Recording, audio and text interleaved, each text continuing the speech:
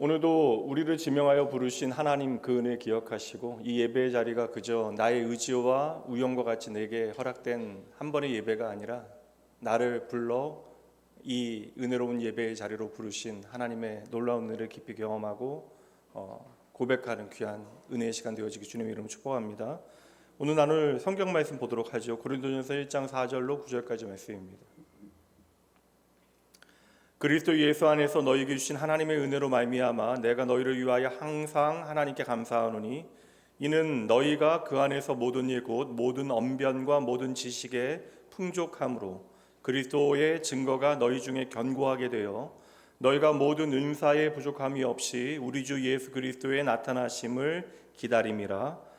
주께서 너희를 우리 주 예수 그리스도의 날에 책망할 것이 없는 자로 끝까지 견고하게 하시리라. 너희를 불러 그의 아들 예수 그리스도 우리 주와 더불어 교제하게 하시는 하나님은 미쁘시도다. 아멘. 우리가 지난주부터 새로운 주제로 하나님의 말씀 나누기 시작했고요. 하나님의 꿈, 그 이름은 교회. 오늘은 두 번째 시간, 결코 떠나서는 안 되는 자리라는 제목으로 우리를 향하신 하나님의 마음, 특별히 주의 몸된 교회로 우리를 부르시는 아버지 하나님의 그 뜻이 무엇인지 말씀을 통해 함께 살펴보도록 합니다. 눈썰미 좀 있는 분들은 지난주 설교 본문과 이번 주 설교 본문이 같다라는 것을 모르시는 것 같은데, 지난주는 본문의 말씀을 통해서 교회를 향하신 하나님의 마음을 우리가 함께 살폈다면, 오늘은 제가 의도적으로 사실 이 교회에 대한 설교를 제가 2024년도에 여러분들과 함께 나누고자 했는데 다른 주제로 말씀을 나누다 보니까 1년이라고 하는 시간이 이렇게 흘러가 버렸습니다.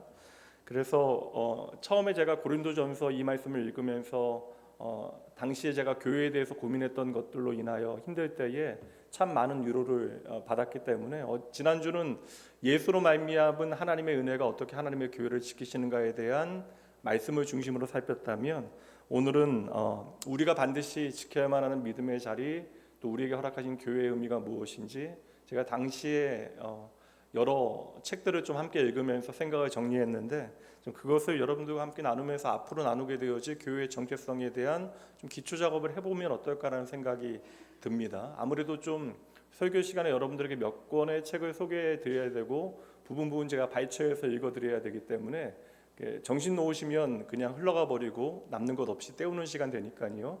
좀 마음을 다잡고 정신 차려서 여러분 이 시간을 하나님의 은혜로 가득 채우시는 여러분 되시길 다시 한번 주님의 이름 축복합니다. 모든 편지는 보내는 사람의 의도가 있잖아요. 그래서 편지를 보내는 사람의 의도를 우리가 생각하고 편지를 읽어야 그 안에 담겨져 있는 보낸 사람의 마음을 우리가 깨닫게 되어집니다. 제가 편지 이야기를 하는 이유는 우리가 읽은 고린도전서는 성경이지만 그 장르가 편지예요. 그러니까 고린도 교회 성도들에게 바울 사도가 목회자로서 쓴 편지가 바로 고린도전서입니다. 바울 사도가 고린도 교회에 어떤 일이 벌어지고 있는가에 대해서 다 듣게 되어져서 이제는 고린도 교회의 문제에 대하여 목회자로서 나름 경고하고 답을 보여줘야 되는데, 바울 사도는 편지를 시작하면서 급한 마음에 경고를 먼저 날리는 것이 아니라 그 편지의 제목을 보니까 감사합니다라는 제목이 먼저 달려 있다라는 것이죠. 지난주 그 이유를 여러분들에게 설명드렸습니다. 문제는 지금 너무나 심각한데 감사의 이유는 바로 하나님의 은혜 때문이다. 복음의 본질을 드러내지 못하는 혼탁하고 어지러운, 흔들리고 연약한 고린도 교회, 어찌 보면 엉망진창인 것처럼 보이는 이 교회가 사제 말씀처럼 그리스도 예수 안에서 하나님의 은혜로 말미암아 세워진 교회이기 때문에 하나님의 은혜로 예수의 핏값으로 세워진 이 생명 공동체는 오늘 아무리 그 현실이 어렵다 할지라도 하나님께서 이 교회를 지키실 것을 믿고, 내가 당장 하고 싶은 말은 너무나 많은데 그 모든 말들을 잠재우고 가장 먼저 하나님 앞에 감사의 고백을 드리는 것으로 이 편지를 시작하고 있는 거예요. 그러니까 우리가 의례 생각하는 바울 사도가 그냥 마땅히 종교적인 감사 그리고 의례 형식적인 감사의 말을 앞에 적어놓은 것이 아니라 이것은 고린도전서를 통하여 바울 사도가 진정 보여주고자 하는 가장 중요한 핵심이 담겨져 있는 중요한 구절들이 있는데, 고린도전서 이 편지를 쓰게 되어진 의도에 관계된 말씀을 4절과 9절 말씀을 통해서 우리는 살필 수 있습니다. 먼저 4절 말씀, 지난주 우리가 계속해서 읽었던 말씀이에요. 함께 다시 읽어보죠. 그리스도 예수 안에서 너희에게 주신 하나님의 은혜로 말미암아 내가 너희를 위하여 항상 하나님께 감사한다. 사도행전을 읽으면 사실 뭐 성경 내용은 다 아실 수 없으니까 사도행전 말씀해 보면 바울 사도가 고린도 교회를 얼마나 어려운 형편 가운데 개척하게 되어졌는가에 대한 기록이 있습니다. 바울조차도 두렵고 떨림 가운데 이 고린도 지역에 들어오게 되어지고 또 오직 하나님의 은혜 가운데 이 주의 몸된 교회가 세워진 것을 지금 기억하는 거예요.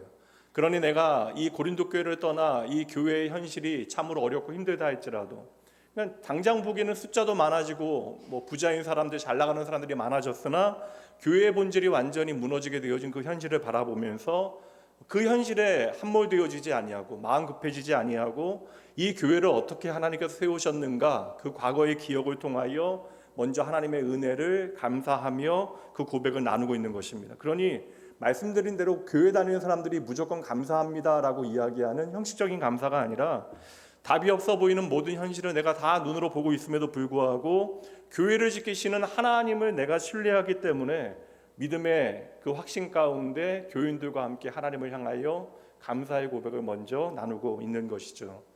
오늘 우리도 참 어려운 한국교회 현실을 지금 눈으로 보고 이 시간을 지나가고 있는데 우리 한국교회 안에도 이러한 감사의 고백을 우리 모두 함께 드릴 수 있으면 참 좋겠습니다. 이어지는 구절도 한번 보도록 할까요? 여러분 함께 읽어봅니다. 시작. 너희를 불러 그의 아들 예수 그리스도 우리 주와 더불어 교제하게 하시는 하나님은 미쁘시도다. 아멘. 왜 오늘 내가 감사할 수 있는가? 왜 우리가 여전히 오늘도 예배하며 하나님을 찬양할 수 있는가? 이 편지를 보내고 있는 바울 사도의 마음이 어찌 보면 가장 선명하게 나타나는 구절이 이것이 아닐까? 우리 하나님을 미쁘시도다. 교회를 지키시는 분은 바로 하나님이십니다. 성가대가 찬양한 것처럼 우리를 지명하여 불렀나니 너는 내 것이다 라고 말씀해 주신 하나님이 계시기에 우리는 그 하나님의 음성 듣고 내가 그것을 오늘 정확하게 인지하지 못한다 할지라도 우리는 이 자리에서 하나님을 예배하고 있는 것이죠. 그런데 여러분 막상 오늘의 현실이 그렇게 녹록치 않습니다. 당장 나 하나는 문제 없는 것 같이 여겨지는데 내 가정, 내 자녀, 우리의 사랑하는 이웃들을 돌아보게 되어지면 우리가 오늘 교회 안에서 경험하게 되어지는 현실은 상당한 불안과 두려움이 있는 것도 사실이에요. 그래서 교회 안에 머물다 보면 나도 모르게 감사보다는 우리 안에 불안과 두려움을 이야기하게 되어지고 또 그러한 내 안에 있는 어려움뿐만 아니라 실제로 우리 주변에서는 교회를 떠나가는 사람들을 요즘 쉽게 보게 되어집니다. 그것이 나의 가족일 수도 있고 내 자녀일 수도 있고 나의 친구와 이웃들이 교회를 쉽게 떠나갑니다. 오늘 이러한 현실 가운데 우리는 두 가지 질문을 우리 자신에게 먼저 던져봐야 하지 않을까. 첫 번째 질문은 바로 이것이에요. 교회인 우리는 하나님을 얼마나 신뢰하는가. 우리가 예수 그리스도의 보혈로 하나님의 교회가 되어졌다는 사실을 정확하게 인식하고 있다면 교회 되어진 우리는 과연 얼마나 오늘 하나님을 신뢰하고 있습니까? 인간은 사실 당장 내일을 책임질 수 없는 존재이기 때문에 현실이 두렵고 불안하지만 그럼에도 불구하고 우리가 예수 그리스도의 보혈로 말미암아 하나님의 자녀 되어졌고 이제 교회로 부름받은 현실을 살아가고 있는데 이러한 세상과 다른 현실을 살아가는 우리들이 과연 하나님을 향하여 참으로 믿음의 고백을 드릴 수 있는가? 내가 하나님을 여전히 오늘도 신뢰합니다라는 고백을 바울 사도와 동일하게 드릴 수 있는가? 어느새 이제 팬데믹 그 코로나 시기가 상당히 좀 멀어진 것처럼 여겨지지만 그 당시 제가 기억하거든요. 왜냐하면 저는 예배를 드리지 못하는 이 현장에서 예배당을 지켰던 목회자였기 때문에 그날의 그 감정이나 느낌이 저에게는 선명히 남아 있습니다. 그날 저에게 평소에 문자 안 하시는 분들도 문자하신 분들이 많은데 현장에서 예배 드리는 것이 당연했는데 이제 난생 처음 온라인으로 예배 드리면서 그렇게 원통하고 슬퍼서 힘들었다. 그리고 눈물 흘렸다 하는 분들 여러분 계셨는데요. 뭐 이렇게 문자 안 주신 분들 중에서도 이 낯선 경험이 상당히 어려움으로 찾아오신 분들 없으셨겠어요? 그런데 어느새 여러분 몇 년 시간이 지나다 보니까 이제 온라인으로 예배하는 것이 그렇게 우리에게 어색하게 느껴지지 않습니다. 어느 날 새벽에 나와서 기도하시는 분들보다 온라인으로 새벽 예배 참석하시는 분들이 훨씬 더 많을 때도 있어요. 어느새 사정이 있을 때 그래도 꽤 괜찮은 예배 옵션이나 합리적인 대안으로 우리가 온라인 예배를 받아들이게 되어집니다. 정말 오늘 우리는 이전 세대와는 전혀 다른 어떠한 예배의 문화와 신앙의 형태라 그 배경들을 우리가 환경들을 경험하게 되어지는데 이러한 형편 가운데 그럼에도 불구하고 이 모든 변화들을 우리의 삶의 신앙의 어떠한 은혜의 기회로 선용할 수 있을까? 우리가 이것에 대해서는 좀 진지하게 고민하고 또 고민해 봐야 하지 않을까? 왜냐하면 우리가 교회에 함께 모여서 신앙생활하는 것은 단지 우리가 어떠한 교제나 어떤 우리의 어떤 그 사회 활동과 같은 그러한 모임이 아니라, 그러니까 쉽게 얘기하면 우리의 삶에 어떠한 액세서리와 같이 우리의 선택의 여지가 있는 그러한 차원이 아니라 우리의 생명의 문제이기 때문에, 우리의 영혼에 대한 이야기가 이 안에 담겨 있기 때문에 우리가 진지하게 이 문제에 대해서 고민해 볼 필요가 있는 것이죠. 제가 그 교회에 대한 말씀을 여러분과 함께 나누겠다 생각하면서 코로나 기간에, 팬데믹 기간에 현장 예배를 드리지 못했던 그 시점에 읽었던 책 몇 권을 여러분들과 좀 나누면 어떨까라는 생각을 해봤어요. 그 당시에 제가 특별히 기독교 고전들 한동안 좀 손을 놓고 있었던 그러한 책들을 다시 읽으면서 교회에 대한 또 생각들을 좀 정리하고 고민할 수 있는 시간들이 있었는데, 오늘은 좀 그 교회에 대한 제가 좀 정리하고 고민했던 내용들을 함께 여러분들과 나누면 어떨까라는 생각을 해봅니다.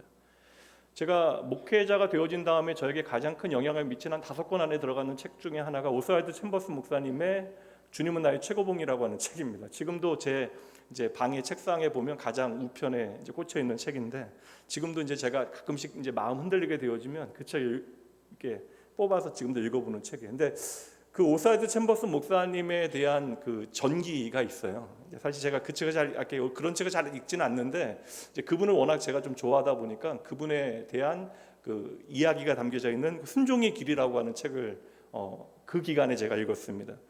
그 책이 딱 제가 어느 시점 읽었냐면, 교회가 처음 이제 현장 예배를 드리지 못하는 그날, 제가 그 주일 아침에 이 책을 읽었습니다. 이분이 좀 늦은 나이에 결혼하게 되어져서 이제 신혼여행으로 미국으로 떠났는데, 영국 분인데 미국으로 떠났는데 1년 동안 순회 전도 집회를 이제 목회자로 이제 인도하고 다니는 일을 하게 되어져요. 다시 말하면 1년 동안 신혼여행으로 말씀을 전하는 일을 하고 영국으로 돌아오는 길에 그 모든 과정을 일기로 적어놓고 그의 아내의 증언을 이제 바탕으로, 일기 내용과 바탕으로 이제 글이 쓰여져 있습니다. 제가 조금 그 부분을 읽어드리도록 할게요. 9월 21일쯤 챔버스와 비디는 영국을 향해 대서양을 헤치고 나아가는 아드리아호를 타고 고향으로 향했다. 이제 고향으로 가고 있다. 하지만 집도 없고 가구도 없고 돈도 없다. 모든 것이 불확실한 상태이다. 10월 이후를 위하여 따로 정해진 계획도 없다. 챔버스는 뒤로 젖혀지는 나무 의자에 기대고 앉아 파도가 있는 바다를 바라보고 있고, 비디는 책 한 권을 펼쳤다. 하나님께서 그들을 책임지시니 내일을 주님의 손에 맡겨 드렸다. 미래에 대한 챔버스의 자세는 간단했다. 일기장에 쓰여 있는 내용입니다. 하나님을 신뢰하고 다음 할 일을 하라. 지금 가장 가깝게 해야 할 일이 무엇이 있을까? 낮잠을 자는 것이다. 그는 담요를 두르고 눈을 감고 잠이 들었다. 처음에 거창한 이야기와는 상관없이 너무나 좀 싱거운 내용으로 마무리됐잖아요. 낮잠 잤다라고 하는 이야기인데, 이제 저는 그 현장 예배가 없었던 그날 아침에 이 짧은 글을 읽으면서 꽤 많은 좀 위로와 격려를 받았던 것 같아요. 하나님을 신뢰하고 다음 일을 하라.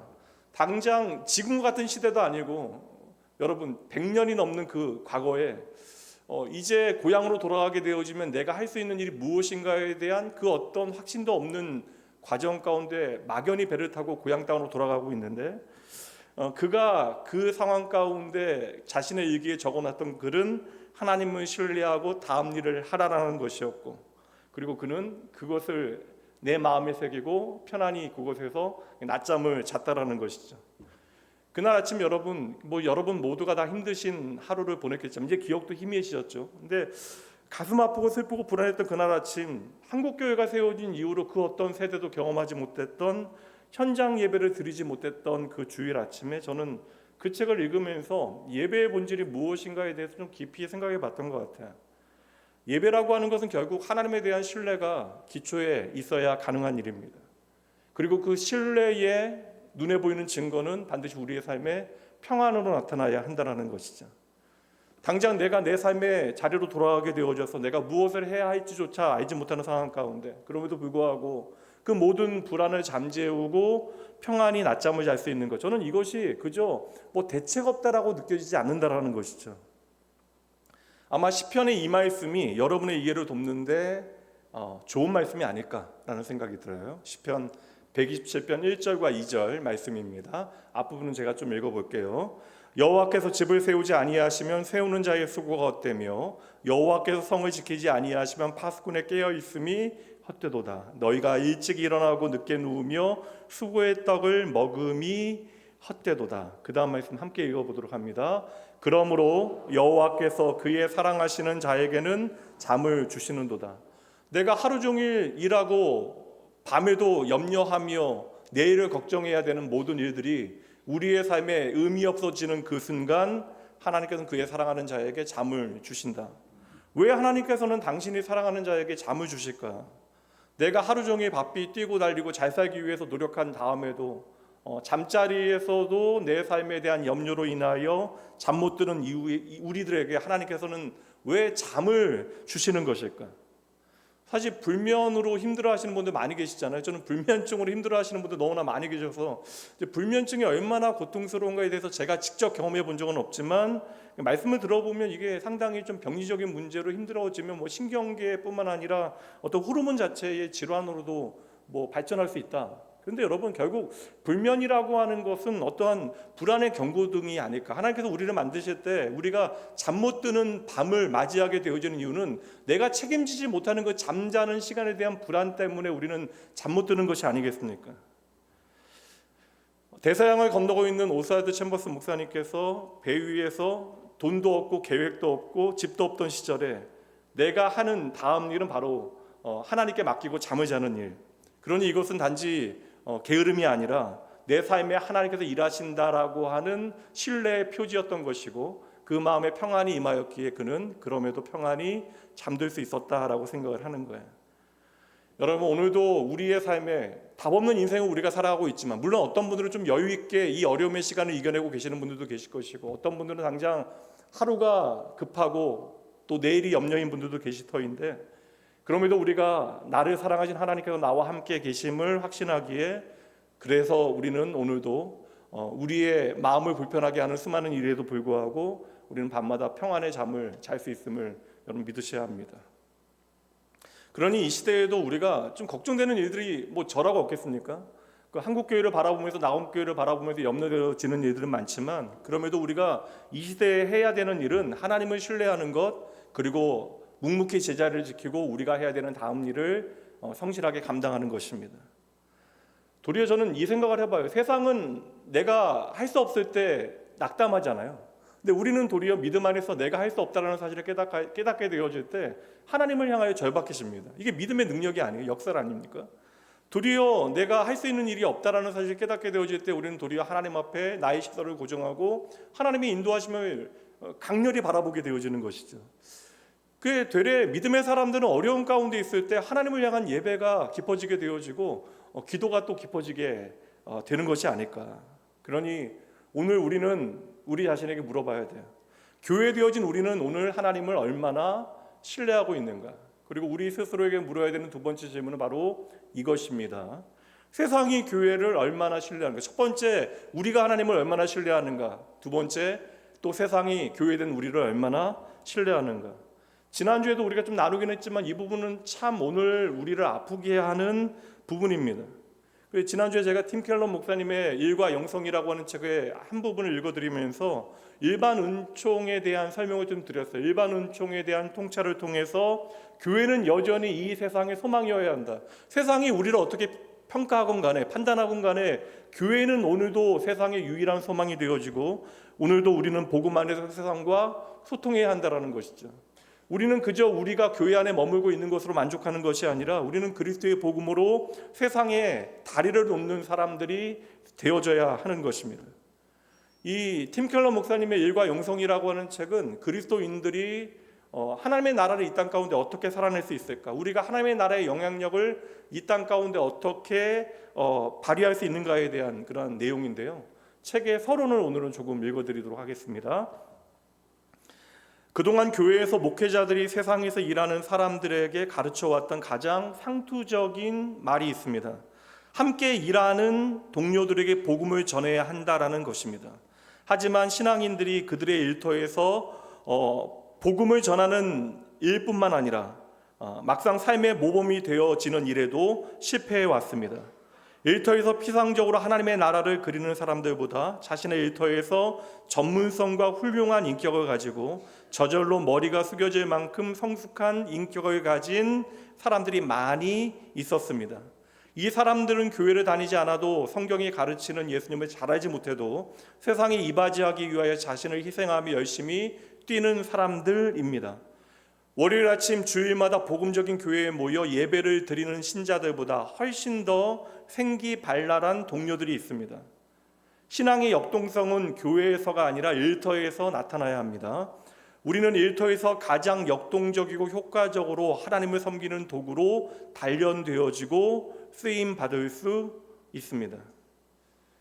이게 교회되어진 우리가 세상과 소통하는 방식이 되어져야 하는데 도리어 오늘날의 교회는 그 교회의 민낯이 부끄럽게 드러나게 되어진 것이죠.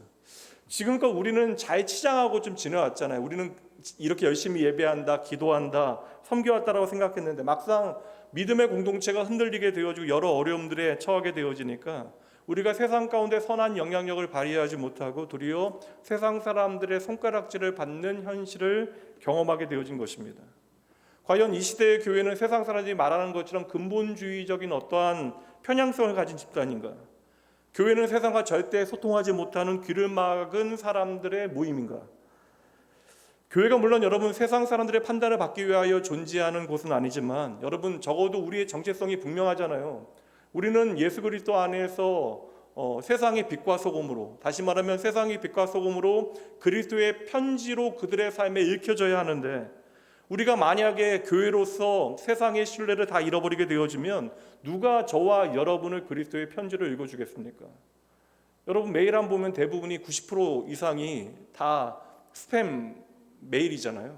그냥 읽지도 않고 버려지는. 근데 그리스도의 편지로 읽혀져야 되는 저와 여러분의 삶이 어느새 세상에 스팸 메일과 같이 생각되어지는 것은 아닐까.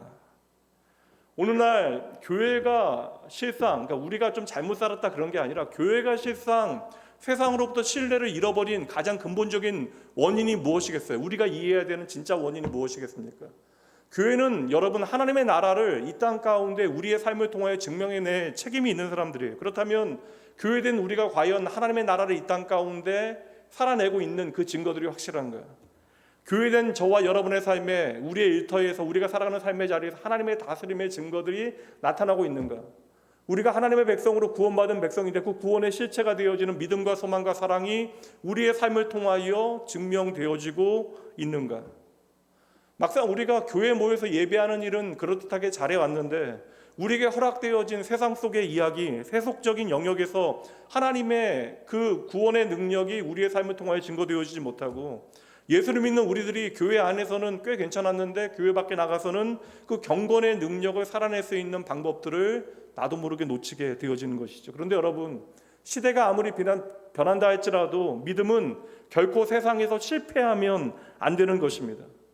오늘도 하나님의 나라는 교회에 다니는 믿음의 사람들을 통해 이 땅에 구현되어져야 되는데 하나님의 통치는 하나님의 백성들을 통해 이 땅에 나타나게 되어져야 하는데 우리가 어떻게 하나님의 나라를 이 땅 가운데 살아내야 하는가에 대해서 너무나 오랫동안 외면하고 잊고 살아온 것은 아닐까라는 생각을 해보는 것이죠. 왜냐하면 지금까지 그러한 고민을 할 필요가 없었던 현실을 한국교회는 살아왔습니다. 1970년대, 60년대에 이제 부흥의 이제 씨앗이 뿌려지기 시작하고 70년대의 통계 자료에 보면 300만 명의 교인들이 80년대가 되어져서 여러분 비약적인 숫자의 발전을 이루게 되어집니다. 그러니까 도약이에요, 도약. 700만 명이 됩니다. 그러니까 10년 만에 여러분 2배가 넘는 기독교인이 늘어나게 되어지는 거예요. 그 한국교회의 대약진이 일어났던 전 세계 선교 역사에 볼 수 없는 대약진의 시대를 맞이하게 되어질 때 여러분 이곳저곳에 교회가 세워졌습니다. 이 송파구 지역도 여러분 80년대에 여러분 건물마다 교회 십자가로 가득 차서 한 건물에 많게는 2교회, 3교회씩 있던 그런 시절도 있어요. 그래서 어느새 우리는 계속해서 성장하는 교회를 보면서 숫자와 건물을 자랑했는데, 근데 사실 여러분, 숫자와 건물을 자랑하는 것은 세상의 자랑이 아닙니까? 큰 도시가, 새로운 도시가 만들어지고 그 도시가 성장하게 되어지면서 그 도시의 상징들을 사람들은 만들고 그것을 자랑하게 되어지죠. 그리고 최고의 마천루가 세워지고 또 그 안에 살아가는 사람들은 눈에 보이는 자랑들로 자신들을 치장하게 되어집니다. 우리 송파구에도 자랑이 하나 있잖아요. 마천루 가장 높은 그 타워가 하나 있잖아요.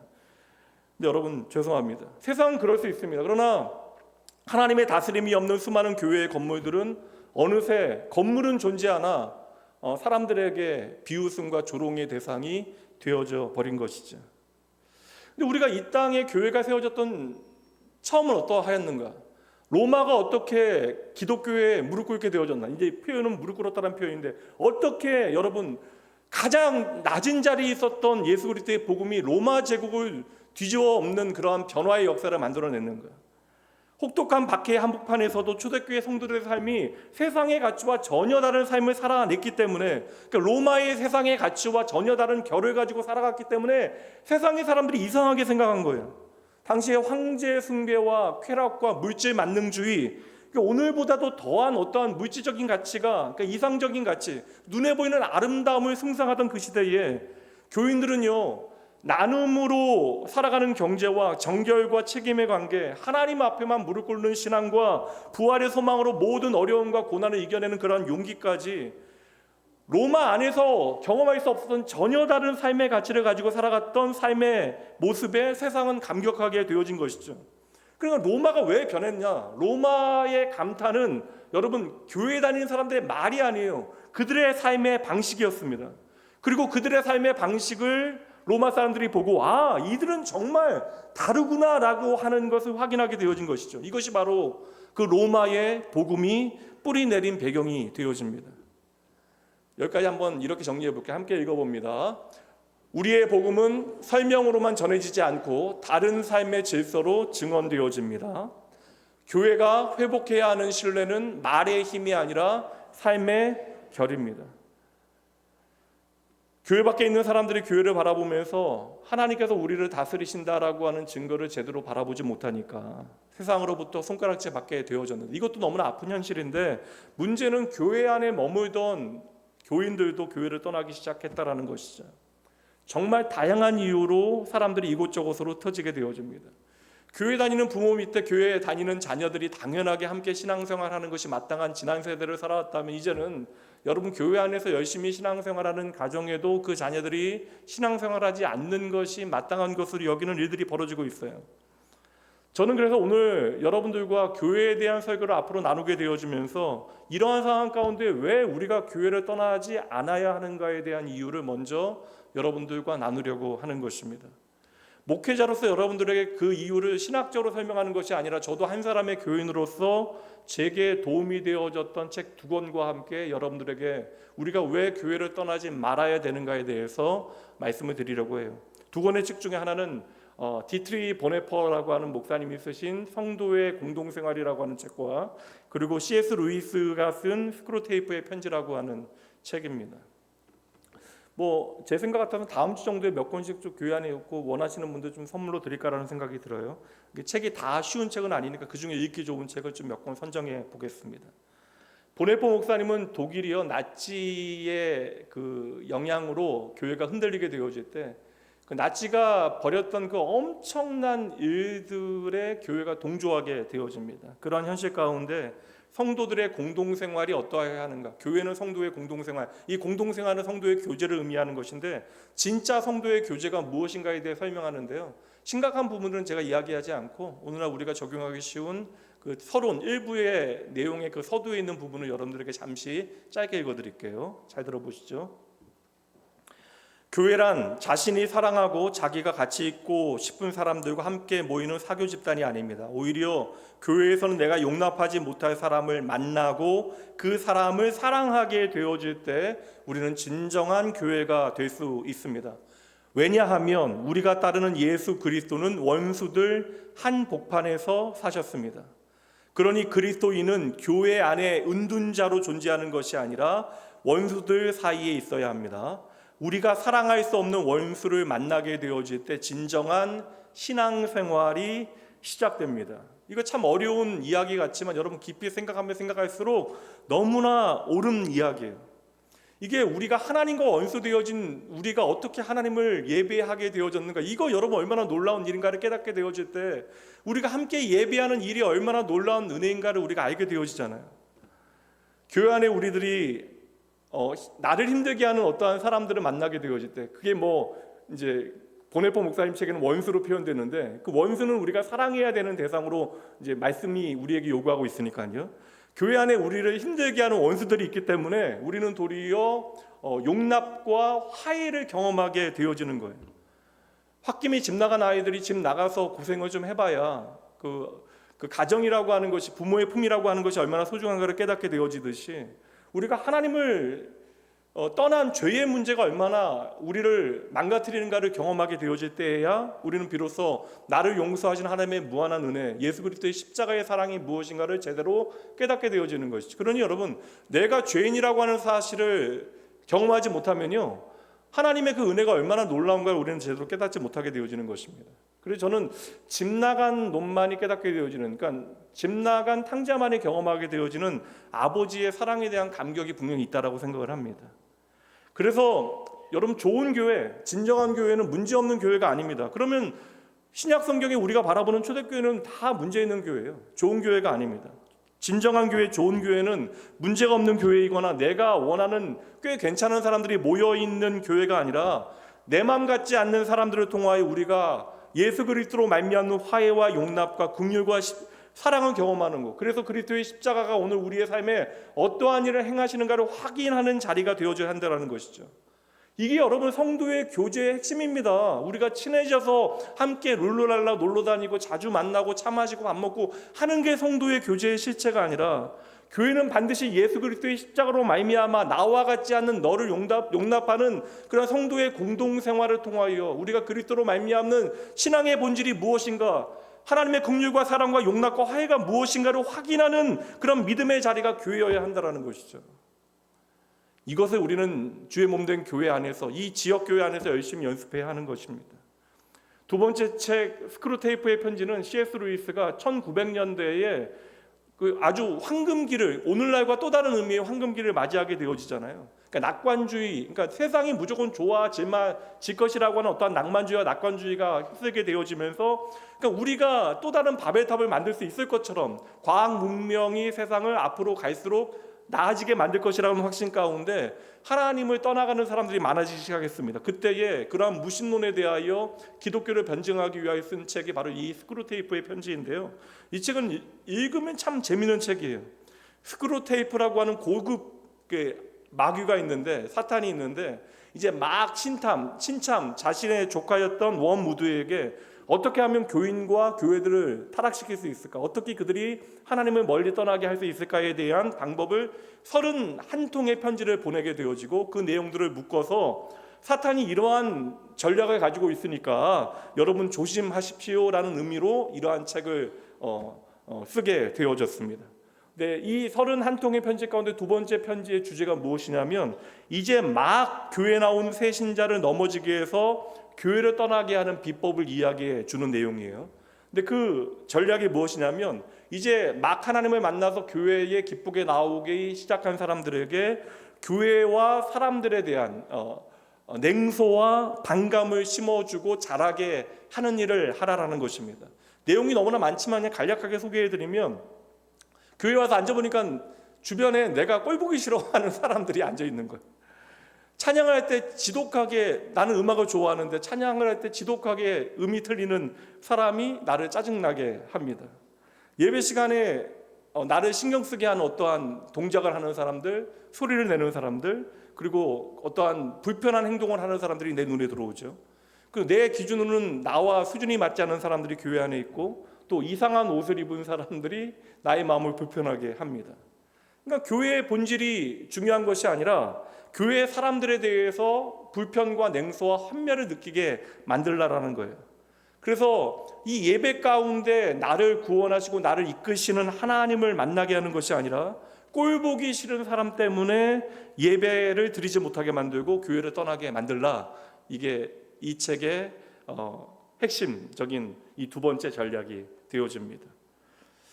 사실 가끔 보면 좀 더 좋은 교회를 찾아야겠습니다라고 말하는 사람들이 있어요. 교회를 떠나는 사람들이 있습니다. 근데 저는 뭐 그럴 수도 있다라고 생각은 하지만 실상 사람들이 교회를 떠나는 이유는 교회의 본질적인 문제는 아니라고 생각을 합니다. 대부분의 경우는 사람들 때문에 교회를 떠나게 되어지는 거예요. 그러니까 어떠한 실망이나 내가 뭐 마음 상한 일들 때문에 우리는 교회를 떠나게 되는 것인데, 그렇다면 우리가 교회에 대하여, 사람들에 대하여 실망을 하여 교회를 떠나는 것이 우리에게 답이 되어질 수 있을까? 그게 아니라는 것이죠. 여러분 잘 생각해 보세요. 내가 오늘 용납하기 힘든 사람들 있잖아요. 나를 실망시키고 나를 불편하게 만든 사람들. 근데 그 사람이 우리 생각에는 모자란 사람 같고 나쁜 사람 같이 여겨지지만 그 모자라고 나쁜 사람들도 하나님의 은혜가 필요하다는 사실을 우리가 진정으로 인정한다면 나 역시도 오늘 동일한 하나님의 은혜가 필요하다는 사실을 인정해야죠. 이것을 통해서 우리의 신앙이 가능해지고 우리의 믿음이 일하게 되어지는 것입니다.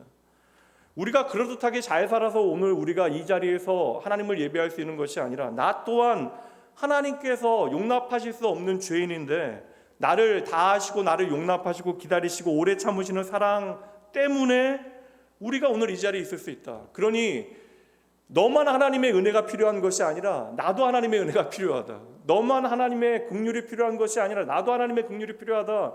너만 하나님의 용서가 필요한 것이 아니라 나도 하나님의 용서가 필요하다. 이렇게 우리 모두가 하나님의 사랑이 필요하기에 우리가 함께 하나님의 교회로 이곳에서 만들어지고 자라나고 있다. 이것을 절감해야 되는 것이죠. 이게 교회죠. 로마서 5장 8절에서 함께 읽어보도록 합니다. 함께 읽습니다. 우리가 아직 죄인 되었을 때에 그리스도께서 우리를 위하여 죽으심으로 하나님께서 우리에 대한 자기의 사랑을 확증하셨으니, 여러분 우리가 좀 나아졌을 때 하나님께서 우리를 구원하신 것이 아닙니다. 우리의 가능성을 보고 여러분 우리를 선택하신 것이 아니에요. 우리의 잠재력을 보고 우리를 교회로 불러 모으신 것이 아닙니다. 우리가 아직 죄인 되었을 때, 우리가 내일에 대하여 어떠한 가능성도 꿈꾸지 못하는 때에 예수 그리스도께서 우리를 위하여 먼저 죽으심으로 그 사랑을 말미암아 우리를 하나님의 몸된 교회로 부르셨다는 거, 이게 복음입니다. 그래서 초대교회의 목회자였던 카르타고의 키프리아는 교회를 어머니 삼지 않고는 하나님을 아버지 삼을 수 없다라고까지 한 거예요. 믿는 자는 믿음의 공동체 안에서 말씀과 성례를 통하여 거듭나고 자라나기 때문에 교회는 우리를 낳고 자라게 하는 어머니와 같다라는 것입니다. 당시 어려움과 혼란 가운데 너무나 쉽게 교회를 떠나는 사람들을 경계하면서 교회 안에 일치와 소속 없이는 신앙이 없다라고 하는 경고의 이야기를 한 것인데, 이것이 시간이 지나 교회의 본질을 지키기 위하여 종교개혁을 시작했던 종교개혁자 칼빈도 이 문장을 그대로 수용하여 하나님이 아버지인 사람에게는 교회는 어머니라고 이야기하면서 교회 안의 양육과 성도의 교제에 대해서 강조한 거예요. 이것은 여러분 신학적인 진술이 아닙니다. 교주주의적인 입장이 아니라는 거예요. 고린도전서 12장 말씀에 보면 여러분 잘 아시는 지체의 원리가 나오고, 분열되어진 교회의 지체의 원리와 함께 사랑의 유명한 하나님의 전제를 13장 말씀에서 이야기하잖아요. 이제 고린도전서 12장 말씀의 지체의 비유의 한 구절 보도록 합니다. 12장 12절. 몸은 하나인데 많은 지체가 있고 몸의 지체는 많으나 한 몸인과 같이 그리스도도 그러하니라. 우리의 몸에는 얼마나 많은 지체가 있습니까? 한 인간으로 우리의 삶을 살아내기 위하여 보이는 지체와 보이지 않는 지체들이 상호작용하며 우리의 몸을 이끌고 우리의 인생을 이끌고 있잖아요. 여러분의 몸의 모든 지체가 여러분의 마음에 다 드십니까? 제가 요즘 보면 저는 마음에 안 드는, 물론 많이 있지만 다 가능하면 용납하고도 제가 요즘 정말 마음에 안 드는 건 눈의 기능 저하로 인해서 제가 너무나 힘들어요. 눈의 기능 저하와 함께 목의 컨디션이 이게 영 좋지 않아서, 그렇지 않아도 부족한 목회자가 이게 말씀 사역하고 말씀 공부하는데 상당히 좀 지장이 있습니다. 그럼 어떻게 할까요, 여러분? 좀 바꿀까요? 어떻게 좀 할 수 있는 방법이 있을까요, 여러분? 이게 알아요, 저는. 제 몸의 지체 중에 약한 게 무엇인지 저는 잘 알고 있습니다. 제 눈과 목이 약하다는 것을 제가 알고 있기 때문에 내가 약한 지체를 조금 더 신경 쓰고 귀히 여기고 이거 가꾸는 것이, 아끼는 것이 제가 할 수 있는 최선이라는 것이죠. 우리가 진정 예수 그리스도를 믿어요. 그리고 주의 몸된 교회 안에 우리가 그리스도를 머리로, 우리가 지체로 이곳에 존재하는 사실을 우리가 확신한다면, 내가 그리스도의 지체로 당신이 그리스도의 지체로, 우리가 그리스도의 지체로 존재함을 깨닫게 되어지면 여러분, 우리는 서로를 외면하는 것이 아니라 조금 더 소중히 여겨야 한다라는 거예요. 얼마 전에 이제 제 선배 목사님 그 해외에서 한인교회 사역하시는데 귀국하셔서 식사 같이 했어요. 근데 20년 넘게 함께 신앙생활을 하셨던 우리 안수 집사님께서 사업이 망해서 교회를 떠나셨다라고 이야기하십니다. 근데 이게 구원의 확신이 있고 신앙생활 잘해도 인생에 큰 어려움이 있으면 사람들은 이렇게 흔들린다라는 거예요. 교회에서 신앙생활 그렇게 이쁘게 잘했던 청년들도 교회 안에서 이성교제하다가 헤어지면 여러분 둘 중 하나는 교회 떠나요. 좀 안 떠나도 괜찮습니다. 우리 청년들한테 계속 얘기하는데, 아니 뭐 사귀다가 헤어질 수 있죠. 몇 번은 다 헤어지는 게 당연한 것이죠. 여러분 그냥 뭐 우리 오래된 청년들 궁금해하지도 마세요. 그러니까 교회 안에서 신앙생활 잘하고 교제하고 그러다가 헤어지면 어쩔 수 없는 거죠. 근데 그 중에서 또 교회 떠나간 아이들은 신앙생활 또 안 하는 아이들도 있다고요. 또 어떤 분들은 개인 신상에 좀 부끄러운 일들이 생겨서 교회를 떠나기도 합니다. 이런저런 일들로 교회를 떠나는 일들이 빈번하게 일어나게 되어지는데, 그렇게 교회에 대해서 내 마음이 냉담해 있거나 교회를 떠나는 이들에게 말씀드리고 싶어요. 여러분, 교회는 여러분 떠나면 안 됩니다. 교회를 떠나지 마십시오. 여러분, 내가 사업에 실패했다라고 해서 당장 이것을 도와줄 수 있는 사람들이 교회 안에 있는 것은 아닙니다. 그러나 내가 사업에 실패했기 때문에 나를 구체적으로 돕고 그 현실에 같이 들어올 수 있는 사람이 없다 할지라도, 그렇기 때문에 우리의 삶에 믿음의 공동체 가운데 나를 위하여 누군가가 기도해 주는 사람이 필요하다는 사실을 우리가 적어도 알아야 된다. 여러분들은 알지 못하겠지만 여러분을 위하여 기도하는 사람들이 있어요. 새벽마다 내 문제도 지금 감당하기 어려운데 다른 이들을 위하여 기도하는 믿음의 사람들이 있다라는 거예요. 관계가 깨어지는 일들이 발생하고 가정이 해체되어지고 개인 신상에 어떠한 문제가 생겼다라고 해서 여러분, 하나님이 절대 여러분들을 판단하시거나 여러분 정죄하지 아니하십니다. 우리가 오해하는 게 교회 안에서도 체면 생각하다 보니까 우리가 꽤 그렇듯해야 신앙생활 잘할 수 있다라고 생각하는데, 내가 매력적이지 않고 여러분 근사해 보이지 않을 때, 내가 전혀 괜찮아 보이지 않을 때 우리의 모든 허물과 아픔을 껴안고 함께 기도하고 위로하는 공동체, 그렇게 그리스도의 생명의 가치가 자라나야 하는 곳이 주의 몸된 교회여야 하는 것이죠. 우리의 인생에 가끔 욕먹을 만한 짓 하잖아요. 잘못하는 일을 하잖아요. 예수 믿고도 우리가 실수하는 일 있잖아요.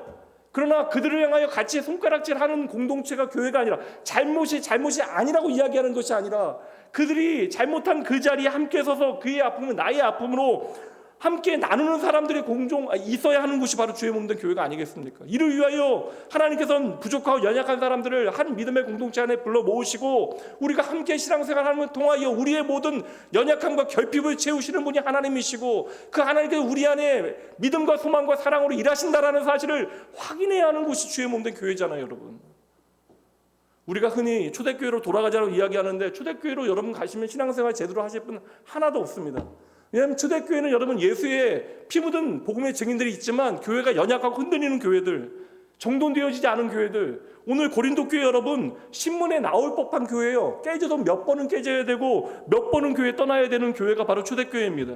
당장 여러분 수술이 긴급한 문제들만 7가지가 넘어요. 근데 눈에 보기에 빵점 같은 교회를 향하여 바울 사도는 뭐라고 이야기합니까? 4절 말씀, 그리스도 예수 안에서 너희에게 주신 하나님의 은혜로 말미암아 내가 너희를 위하여 항상 하나님께 감사하노니 하나님 감사합니다라는 고백. 9절 말씀, 너희를 불러 그의 아들 예수 그리스도 우리 주와 더불어 교제하게 하신 하나님은 미쁘시다. 우리를 하나님 안에 한 가족으로 만드시는 하나님은 신실하십니다.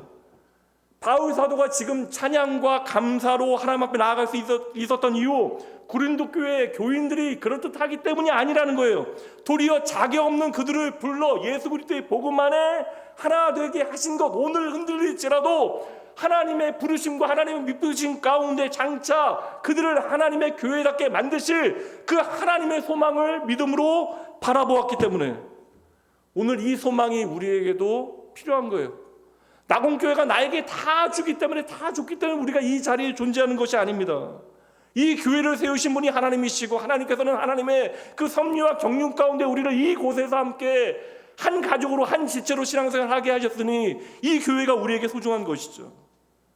그래서 저는 고린도 교회에 보내는 바울 사도의 편지의 첫 부분을 묵상하며 참 기쁜 위로와 격려를 받게 되어졌어요. 이 공감이 너무나 돼요.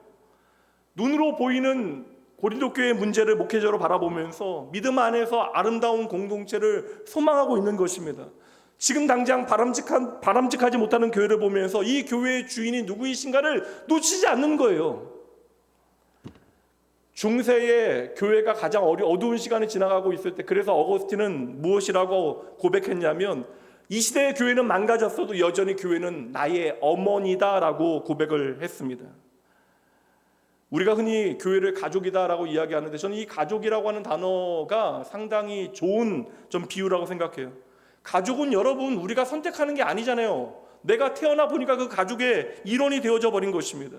우리가 다 다른 삶의 정황 가운데 다 다른 모양으로 각자의 삶을 살아가고 있어요. 근데 우리가 이 자리에 모여 함께 예배하는 순간 우리는 한 가족으로, 그리스도 안에 한 가족으로 이 자리에 존재한다는 것입니다. 그것을 내가 인정하건 인정하지 아니하건 간에 우리가 한 가족이라고 하는 이 말이 어떤 분들에게는 전혀 시간 가지 아니하고 어떤 분들은 좀 버겁게 느껴지는 분들 계실 거예요. 사실 여러분, 가장 가까운 사람들이 나에게 상처를 남기게 되어지는 것입니다. 사실 가족이 그런 이름이잖아요.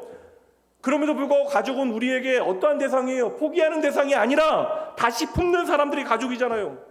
말썽을 부려도 내가 다시 품어줘야 하는 사람, 길이 어긋나도 다시 돌아오기까지 기다려주는 관계, 상처에 웅크리게 되어지면 내가 가서 먼저 안아줘야 되고, 모자람이 보이면 내 목을 포기해서 그 모자람을 채워주는 것, 그게 가족이잖아요. 우리가 가족을 떠나지 아니하듯이, 그러므로 여러분 우리가 결코 교회를 포기해서는 안 되는 것입니다. 냉담한 마음으로 여러분 신앙생활 하시면 안 된다는 거예요. 오늘도 하나님의 몸된 교회를 향하신 하나님의 믿으심을 믿는다면 여러분 결코 교회를 포기하시면 안 됩니다. 오늘은 이쯤에서 좀 설교를 마무리하도록 할게요. 제가 얼마 전에 선배 목사님이 저에게 보내줬던 영상 하나, 기록문화연구소에서 만든 영상 하나 제가 그대로 내용 좀 따가지고 여러분들에게 읽어드릴게요. 필립 얀시라고 하는 분인데, 제가 이분은 개인적으로 좋아하는 분입니다. 내가 알지 못했던 예수라고 하는 책을 통해서 제가 좀 예수님에 대해서, 도리어 여러분 30살이 넘어서 목사가 되어진 다음에 예수님에 대해서 새로운 시각으로 좀 예수님을 좀 공부하고 그분의 삶을 좀 제가 다시 한번 살필 수 있는 기회가 되어졌던 책인데, 이분이 한 강연을 이렇게 제가 그대로 이제 18분 영상을 그대로 제가 읽어드리면 안 되니까 좀 요약해서 여러분들에게 읽어드릴 텐데, 그날 강연의 제목은 이것입니다. 교회라면 이제 진저리가 난다는 당신에게 결코 교회를 포기하지 마세요. 이 영상의 내용을 제가 여러분들에게 읽어드리고 마지막으로 읽어드리고 오늘 설교 마치도록 하겠습니다. 잘 한번 들어주시죠. 유년기와 사춘기 초까지만 해도 나는 교회에 대한 반감이 거의 없었다. 교회는 파도가 넘실대는 거친 세상에서 나를 싣고 가는 구명 보트였다. 교회는 우리를 죄 많은 바깥 세상에서 보호하려고 외면적으로 규율의 벽을 두껍게 쳤고, 어떤 면에서는 그것이 효과가 있었다. 지금의 나는 양심의 가책 없이 그런 활동들을 할 수 있지만, 생각해보면 근본주의의 엄격함이 나를 더 심한 문제에 빠지지 않게 막아준 것이 사실이다. 그런데 시간이 지날수록 이전에 교회에서 쓰던 말이 기만처럼 느껴졌다. 우리는 은혜를 말하면서 율법을 살았고, 사랑을 말하면서 미움을 흘렸다. 살벌한 정죄와 판단만 내 안에 가득하고, 십자가를 통하여 배우는 겸손을 인식하는 감각이라고는 찾아볼 수 없는 냉혹한 교회는 오랜 세월 내 신앙의 성장을 가로막았다. 한마디로 교회가 그리스도께 나아가는 길을 가로막은 것이다. 나는 생각해 보았다. 그리스도인에게 교회가 정말 필요한가? 내 순례의 여정을 되돌아보면 나와 교회살이를 가로막은 몇 가지 장벽이 있었다. 그리스도의 위선과 교만과 왜곡된 문화적 장벽으로 인하여 나는 교회에 대하여 지극히도 회의했고 고민했고, 한참 동안을 교회를 떠났다가 다시 교회로 돌아왔다. 사실 몸으로 교회를 떠났던 기간에도 나는 교회를 끝내 포기하지 못했다. 교회를 떠나 있을 동안에 나는 내게 절실히 필요한 것이 무엇인가를 교회 안에 내게 절실히 필요한 무엇인가가 교회 안에 있음을 깊이 느꼈다. 잠시 교회를 떠나 있을 때 고통받는 쪽은 언제나 나였다. 이제 나는 교회 없는 삶을 상상할 수 없다. 어떻게 내가 교회 회의론자에서 옹호론자로, 구경꾼에서 참여자로 바뀌었을까? 시간이 지나면서 교회에서 무엇을 보아야 하는지를 배웠기 때문이다. 여러 교회를 찾아다니면서 다른 교회를 찾는 열쇠는 내 안에 있음을 깨닫게 되어졌다. 교회가 문제가 아니었다. 내 시각이 관건이었다. 나는 교회를 대할 때 위를 올려다보고 주위를 돌아보고 밖을 내다보고 안을 들여다보아야 함을 배웠다. 이전에는 교회를 겨우 참고 견뎠던 내가 어떻게 교회를 사랑할 수 있게 된 것도 바로 이 새로운 시각 덕분이었다. 전에 나는 비판적인 소비자 중심으로 교회를 대했고 예배를 공연으로 보았다. 둘러보니 나뿐만 아니라 교회에 다니는 사람들이, 심지어 목회자들이 교회를 극장처럼 생각하는 경향이 있었다. 우리는 객석에 앉아 무대에 배우를 주시하고 배우는 모든 시선을 한 몸에 받는다. 배우가 제법 즐겁게 해주면 우리는 박수와 환호를 그에게 보낸다. 그러나 교회는 극장의 반대라야 한다. 교회는 하나님만이 유일한 예배의 관객이시다. 그리고 우리가 주인공으로 여겨왔던 목사와 여러 사역자들은 사실 무대 뒤에서 대사를 읽어주는 보조적인 역할을 맡은 사람일 뿐이다. 그러므로 예배를 마치고 떠날 때 우리가 해야 되는 질문은 내가 이 예배에서 무엇을 얻었는가가 아니라 하나님께서 기뻐하셨는가이다. 예배의 가장 중요한 관객은 회중이 아니라 하나님이시기 때문이다. 교회가 존재해야 하는 가장 중요한 이유는 나에게 즐거움을 제공하거나 나의 약한 모습을 받아주거나 자존심을 세워주거나 우종을 붙돋는 것이 아니라 내 인생을 송두리째 바꿔놓으신 하나님을 예배하는 것이다. 그러니 그 일에 실패하면 교회는 실패하는 것이다. 그렇다. 교회의 주인은 하나님이시다. 교회라는 배가 아무리 삐걱거리고 그 안에 사람들이 멀미와 구토를 하고 그것을 바라보는 바깥 사람들이 분노하고 걱정한다 할지라도 그 배의 주인이신 하나님은 배를 수선하시거나 심지어 새로운 배를 준비해서라도 결국 승객들을 목적지까지 인도하실 것이다. 그러니 하나님을 믿자. 그분을 다시 믿어보자. 이 땅의 교회를 새롭게 하실 하나님을 기대하자. 이것이 결국 내게 유익이었다라는 사실은 나의 지난 삶을 통하여 경험했다. 그래서 오늘 아무리 교회가 진저리가 난다 할지라도 여러분 자신을 위하여 결코 교회를 포기하지 말라고 간절히 부탁하는 것이다. 여러분 혹 교회 안에 내 마음이 어느새 실망하여 냉담하여졌다면 이 교회를 포기하시면 안 됩니다. 여러분의 마음을 아프게 했던 교회를 결코 떠나서는 안 됩니다. 이 교회의 주인은 어제나 오늘이나 내일 영원히 하나님이 주인이시고 어머니 같은 교회를 떠나게 되어질 때 결국 나의 영혼이 신음하게 되어지는 거예요. 당장 이 땅의 교회들이 오늘 삐걱거리고 냄새가 나고 멀미나고 무너질 것 같이 여겨지지만 그럼에도 우리가 교회를 결코 포기하지 아니하시는 미쁘신 하나님을 믿기에 그 교회를 세우시고 오늘도 그 교회를 지키시는 하나님을 믿기에 새롭게 교회를 만드실 하나님도 우리는 신뢰해야 하는 것이죠. 평생 우리가 교회를 붙들고 살아갔던 우리의 삶이 그릇되거나 잘못된 삶이 아니라 내 인생에 평생 교회와 함께 했던 삶이 아름답고 복된 하나님의 축복이었음을 함께 고백하게 되어질 날이 반드시 온다라는 사실을 믿고 여러분 결코 교회를 떠나서는 안 됩니다. 기도합니다. 은혜 하나님 아버지, 오늘도 예수 그리스도 안에서 저희를 불러 하나님 앞에 말씀과 교제로 함께하게 하신 것 감사합니다. 우리의 눈이 현실의 결핍에 머물러 흔들리게 되어지 그때에도 교회를 끝까지 견고케 하시는 분이 하나님이심을 이 시간 저희들도 믿음으로 고백합니다. 하나님, 때로는 교회 때문에 다친 마음과 사람 때문에 생긴 냉소와 아버지 내 마음의 불편함이 우리 안에 있음을 솔직하게 인정합니다.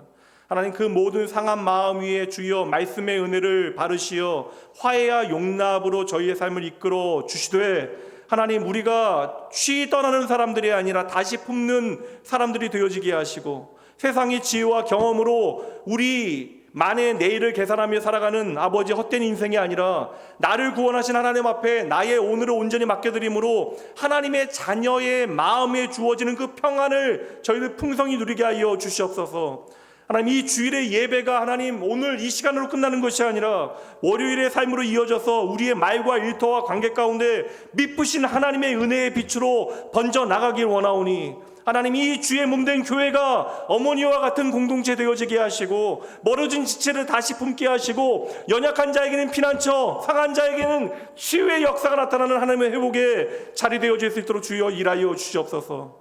예배 관객이 오직 하나님이심을 잊지 아니하게 하시되 저희의 평생이 참으로 하나님만을 예배하는 인생 되어지게 하시고 주의 은혜 붙들고 주의 몸된 교회를 더욱더 아름답게 세워가는 하나님의 복된 자녀들 되어질 수 있도록 저희의 삶을 붙들어 주시옵소서. 오늘도 교회를 통하여 아버지 하나님의 마음과 그 영광을 비추어 주시는 교회의 참된 주인 되신 예수님 이름으로 축복하며 간절히 기도합니다. 아멘. 이 시간 오늘 말씀 붙들고 여러분 함께 잠시 기도하죠. 나와 내 가족은 예배 잘 드리고 신앙생활 잘하고 있으니까 문제 없다 여기지 마시고, 이 시대의 아픔을 좀 나의 아픔을 바라보고, 낙원교회뿐만 아니라 우리와 함께 하나님의 복음을 위하여 세워진 이 땅의 교회들을 위하여 여러분 아픈 마음으로 함께 기도하시고, 우리가 주의 몸된 교회를 위하여 오늘 어떻게 우리가 그 상한 심령을 하나님의 회복의 은혜로 바꿔놓을 수 있을까, 하나님의 도우심을 간구하며 이 시간 결단하며 나아가도록 합니다. 잠시 기도합니다.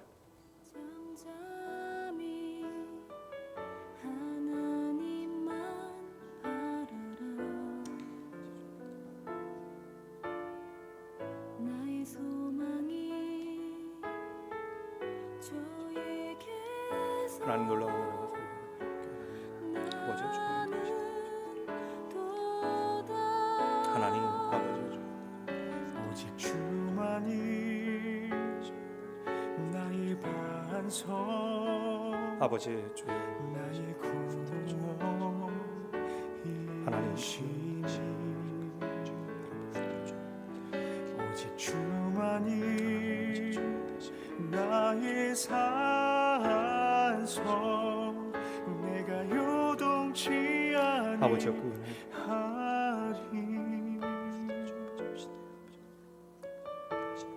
그 사람의 하나님 친히 역사하시고 함께하여 주시옵소서. 하나님 주여 은혜를 도와주시옵소서. 하나님 함께하여 주시옵소서. 나의 영혼이 하나님 친히 역사하시고 함께하여 주시옵소서. 여호와를 갈망하며 하나님 우리 아버지, 저희의 삶을 지금까지 지켜주시고 오늘도 저희를 변함없이 예배의 자리로 불러주심에 감사합니다. 우리의 호흡과 우리의 하루와 우리의 소유가 다 하나님께로부터 왔음을 기억하고, 이 헌금 저희의 감사의 고백으로, 하나님을 신뢰하는 믿음의 고백으로 주님 앞에 올려드립니다. 하나님께서 우리의 인생의 집을 세우지 아니하시면 우리의 모든 수고가 헛되오니, 하나님 이 헌금이 주의 몸된 교회를 세우고 아버지 한 영혼을 살리는데 하나님 정직하고 온전하게 아버지 투명하게 사용되어질 수 있도록 하나님 친히 일하여 주시옵소서. 오직 감사함으로 주님 앞에 드린 손길마다 하나님께서 위로와 평안을 더하여 주시고, 이들의 삶의 자리에 하나님의 일하심의 증거가 풍성히 나타날 수 있도록 하나님 역사하여 주시옵소서. 이 시간 드려진 이 헌금뿐만 아니라 주의 사랑하는 자녀들의 일생 전부를 귀하게 사용하여 주실 우리의 생명 되신 예수님 이름으로 축복하며 간절히 기도합니다. 아멘. 축도하고 마쳐야 되는데 오늘 우리 새로 나온 우리 아이 있어서 우리 박민지 성도, 양태훈 우리 성도 아들 이든이 오늘 첫 예배입니다. 네. 저는 3층에서 내려오기 전에 우리 고모 품에 안겨 있는 이든이 봤거든요. 눈이 유난히 크더라고요. 우리 이든이 축하하고 우리가 한 마음으로 함께 축복하며 이 시간 잠깐 제가 기도하도록 할게요. 네. 우리 이든입니다. 이든, 양이든. 하나님 이 시간 하나님께서 허락하신 귀한 믿음의 자녀 우리 이든이 위하여 저희도 한 마음으로 기도합니다. 하나님께서 주의 사랑하는 자녀와 아버지 믿음의 가정 축복하시어 천하보다 귀한 아버지 이든이 허락하여 주셨습니다. 이 시간 온 교회가 마음 다하여 믿음의 아들이 위하여 축복하며 기도하오니 이 아이 건강하고 귀하고 충명하게 아버지 자라나게 하시되, 하나님의 지혜가 아버지여 귀한 아들의 삶에 가득 채워지게 하시어 아들의 일생이 하나님께서 기뻐하신 그리고 많은 사람들에게 자랑이 되어지는 복된 삶이 되어질 수 있도록 하나님 함께하여 주시옵소서. 특별히 이든이가 자라나는 모든 시간 가운데 주님의 선하심과 인자하심이 함께하기를 간절히 기도하오니, 주님이 천하보다 귀한 생명 허락하셨으니 아버지 이 아들의 삶을 친히 책임져 주시고 이 아들의 삶 가운데 아버지 일하시는 것을 저희도 함께 보고 감사할 수 있도록 우리 이든이 붙드시고 함께하여 주시옵소서.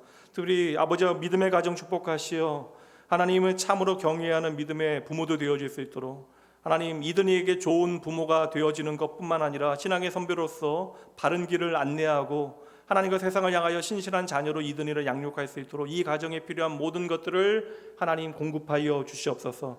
오늘 이 시간 친히 이든이의 머리에 손을 얹어주시고 큰 은혜 베풀어 주시되 이 사랑하는 아들의 앞날 가운데 언제나 함께하여 주실 우리의 생명 되신 예수님 이름으로 축복하며 간절히 기도합니다. 우리 엄마 아빠 위해서도 격려의 박수 한번. 감사합니다.